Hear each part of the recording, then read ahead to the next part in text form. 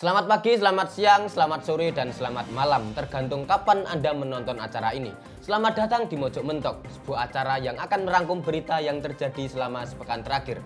Tentu saja dibawakan secara cerdas, tangkas, dan terengginas oleh saya sendiri, Agus Mulyadi. Agus Mulyadi, Agus Mulyadi, sebagai host yang akan menemani Anda. Deng tak deng tak deng deng dut.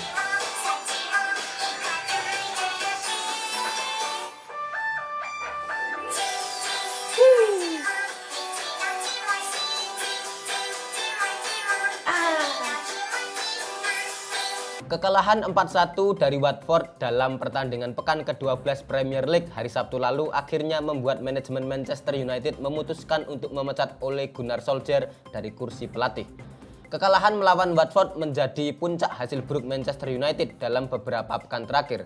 Pasca kekalahan tersebut, Dewan Direksi Manchester United saat itu langsung mengadakan rapat internal selama 5 jam dan memutuskan untuk memecat Solskjaer dengan memberikan uang kompensasi sebesar 7,5 juta pound.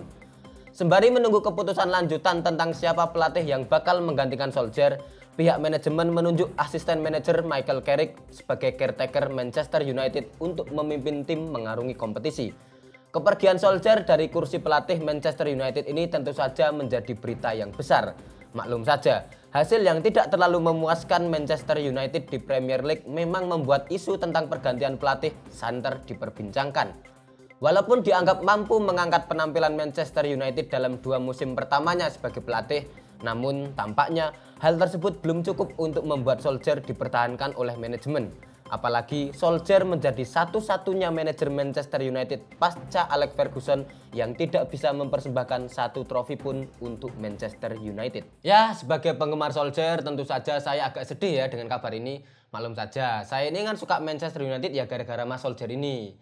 Namun ya mau bagaimana lagi. Pemain yang bagus adalah satu hal dan pelatih yang bagus adalah hal yang lain ya. Sebagus apapun, ya sesantun apapun, semasyuk apapun, seberkarisma apapun Solskjaer sebagai pemain, namun jika ia gagal sebagai pelatih, ya memang harus dipecat ya. Ya, yang jelas kulo nyekseni Mas Solskjaer niku tiyang sae ya. Semoga Mas Solskjaer bisa mendapatkan masa depan yang lebih baik di tempat lain ya. Nggak harus jadi pelatih ya, mau jadi guru penjaskes, monggo ya kan. Mau buka cucian motor, monggo. Atau mau sekalian buka pop esan di Norwegia sana, monggo. Yang penting saya akan terus mendoakan Mas Solskjaer agar sukses pada bidang apapun ya, kecuali pelatih MU. Ya siapa tahu Mas Solskjaer ini jodoh sama Popes ya kan. Suksesnya di situ siapa tahu. Nanti plangnya bisa dibikin keren ya.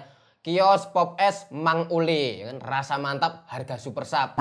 Mantap. Pokoknya sukses terus Mas Ule ya. Deng tak deng tak deng deng dut. Gelaran World Superbike atau WSBK di sirkuit Mandalika, Lombok Tengah, Nusa Tenggara Barat pada Minggu 21 November 2021 lalu tampaknya berjalan tidak sesuai rencana dan harus mengalami gangguan yang cukup serius. Hujan deras yang mengguyur wilayah sirkuit Mandalika membuat banyak titik sirkuit tergenang air dan membuat race 2 WSBK terpaksa ditunda.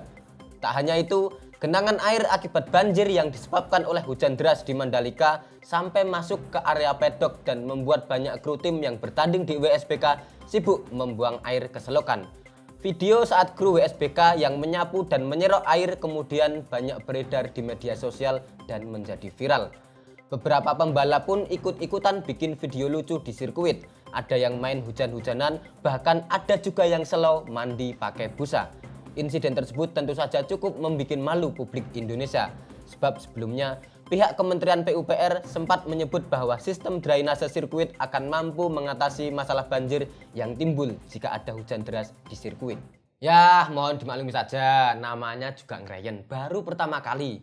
Jadi ya nggak apa-apa kalau tidak sesuai rencana. Anggap saja ini sebagai bagian dari pengenalan kearifan lokal Indonesia ya kepada publik balap internasional. Ini juga bukti bahwa hanya di Indonesia ya panitia bisa memaksimalkan umbrella girl ya, yang selama ini tugas umbrella girl kan cuma memayungi pembalap dari panas ya. Hanya di Mandalika ini ya umbrella girl memayungi pembalap bukan hanya dari panas tapi juga dari guyuran air hujan yang deras ya. Nah, yang paling penting ya, gelaran balap di sirkuit Mandalika ini bakal sangat berkesan karena bisa memberikan kenangan yang akan terus terpatri dalam ingatan para kru dan pembalap ya. Kapan lagi bisa main balap nyambi kekeceh ya kan? Ini cuma ada di Mandalika. Ingat, salah satu dari 7 unsur sabta pesona pariwisata adalah kenangan ya. Dan dalam hal inilah ya sirkuit Mandalika berhasil memberikan faktor kenangan tersebut. Selama ini kan pembalap cuma bisa klebus kalau naik podium karena kena itu semprot sampahnya ya. Nah di Mandalika ini semua pembalap berhak untuk klebus ya. Mau naik podium atau tidak klebus kabeh. Inilah yang namanya semangat egaliter. Dan sekali lagi hanya Indonesia, hanya sirkuit Mandalika yang bisa. Mantap. Kene yo. Akun TikTok resmi Kementerian Tenaga Kerja Indonesia menuai kecaman netizen setelah mengunggah konten yang dianggap tidak pantas. Konten tersebut berupa video ilustrasi tentang persaingan karyawan tetap dan anak magang di sebuah kantor. Siapa nih rekanaker yang pernah merasa tersaingi sama anak magang? Jangan khawatir, semua sudah punya tupoksi masing-masing. Buat rekanaker yang lagi magang, tetap kerja dengan maksimal ya. Begitu caption yang tertulis dalam postingan tersebut. Video itu pun langsung mendapatkan kecaman dan hujatan dari netizen. Selain tidak peka pada iklim kerja yang memang dianggap masih belum ideal, video tersebut juga dianggap menjatuhkan mental anak magang dalam menapaki karir. Walau sudah dihapus dari akun TikTok Kemenaker, namun sudah kadung banyak orang yang menyimpan video tersebut dan mengunggahnya di media sosial. Kepala Biro Humas Kementerian Ketenagakerjaan Khairul Fadli Haraha pun meminta maaf atas unggahan video tersebut. Ia menjelaskan bahwa pihaknya tidak punya niat untuk menyinggung perasaan anak-anak magang. Oke, terkait dengan kecaman yang didapatkan oleh akun TikTok Kementerian Tenaga Kerja, pada kesempatan hari ini kami sudah menghadirkan narasumber yang tentu saja kompeten. Siapa dia? Ya, betul, Prayit. Jadi Mas Prayit ini adalah admin akun TikTok Kementerian Tenaga Kerja di Negara Kesatuan Yanto Aquarium. Kita akan tanya-tanya soal akun TikTok dan konten-kontennya ini. Halo, selamat pagi, selamat siang, selamat sore, dan selamat malam, Mas Prayit. Wis mantep, ini ngerayain tempat anyar ya? Mantep ya, ono komputer barang Windows meneh ya kan? Ngeri. Betah Mas? Alhamdulillah. Ini berarti tempat kerjaan jenengan nggih? Siap Mas. Tadi kan soal konten TikTok tadi ya yang diunggah oleh akun Kementerian Tenaga Kerja ini, bagaimana tanggapan Mas Prayit? Menurut Mas Prayit, apakah hal yang dilakukan oleh Kementerian Tenaga Kerja itu salah? Loh, malah bener? Oh, jadi kalau di akun Kementerian Tenaga Kerja di Negara Kesatuan Yanto Aquarium itu malah bener ya? Oh, kok bisa Mas? Padahal di sini dihujat banyak orang loh. Oh, jadi kalau di Negara Kesatuan Yanto Aquarium, akun kementerian itu memang tujuannya untuk dihujat. Oh, jadi semakin dragjuk gitu ya, semakin ngenyek, semakin ngelek-elek warganya itu semakin berprestasi. KPI-nya begitu ya? Oh iya. Oh pantas kemarin saya buka akun TikToknya akun Kemenaker Negara Kesatuan Yanto Aquarium, isinya asu kabeh, bajingan kabeh, warga ora guna gitu. Jadi emang di konsep keras, kasar gitu ya. Oh, jadi misalnya ada warga protes nggak dapat pekerjaan, itu komentar Mas Prayit gimana? Oh, malah dikomentari, oke goblok kok gitu ya? Oh mantep. Jadi kementerian itu memang harus kasar keras gitu ya, biar fokus di hujat sama netizen. Oke siap, mantap gitu. Oke siap, terima kasih Mas Prayit. Ya begitulah obrolan saya dengan Mas Prayit terkait dengan konten akun TikTok Kemenaker ini ya.